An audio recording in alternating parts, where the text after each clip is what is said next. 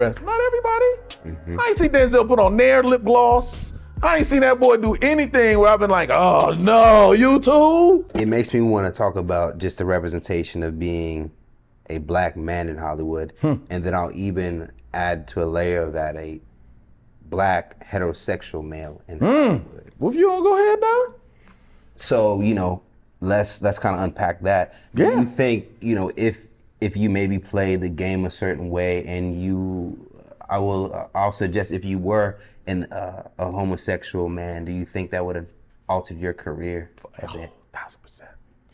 Because I'm the type of heterosexual man that will not compromise for two reasons. Okay. One, I'm the type of person that moves around in the world. So I know how, you know, I couldn't do something even, I'd be like, all right, fine, it's just acting. And then you meet somebody like, damn, I saw you with that. I say, oh, hell no, listen, man, that's acting.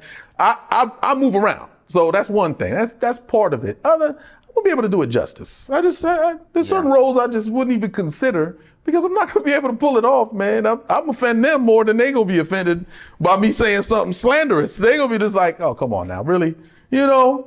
And I just, you know, that's the tip of the iceberg, you know, and I just don't feel, you know, this is funny. I talk to a lot of up and coming youth and people that are inspired and say, oh man, I'd love to do this. And, you know, I'm waiting for my one shot. Listen, keep waiting.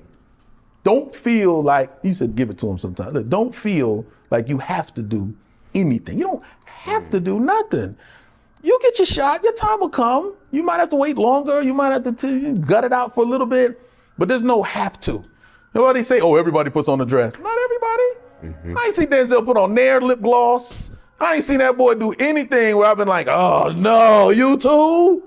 I'm sorry, but I'm just serious. I don't believe you had to do it anyway. You don't have to go there, but maybe lead them on a little. I'm just keeping it a buck. You know, I was like, I told him no and I didn't get the part. Maybe you should have said maybe and then, you know, and then no later. Like, you know what I mean? Like there's you can play the game. They do it all the time. How many times you done wined and dined and did all that and then she said, see you tomorrow and you was like, damn, but you got the free drink? That makes me, you know, this is great. This is great. Because it makes me think, okay, one of the first things I recognize about Omar is a smile. Approachable. Yeah. And it makes me think about Hollywood, and I think about Terry Crews' situation. Approachable. Right. Let's unpack that. That was wild to me too. They're just like, where? You know, it's funny too. Yeah. This is wild. I remember. Damn, can I tell this story? Man, it's fine. I remember when my brother. This is a tough one. Well, let's try to tiptoe around it because this is the world we live in. Basically, he was kind of propositioned or something, and he told my father about it. Like, this is what happens in Hollywood all the time. My father was like, what? You mean to tell me this man asked you if you ever decide not to be a man, to call it like that, and you was okay with that, you know? And I had heard that, and that made me go, damn.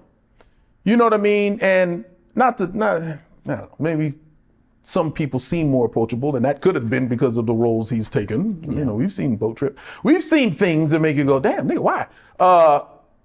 And maybe that made him seem approachable, but I've never been approachable. But I've also had that, well, I wish, but they know. They'll be just like, nah, not him. But this one, I'll take you home, blah, blah, blah, blah, blah. Like, don't bring me. Omar, you probably end up telling.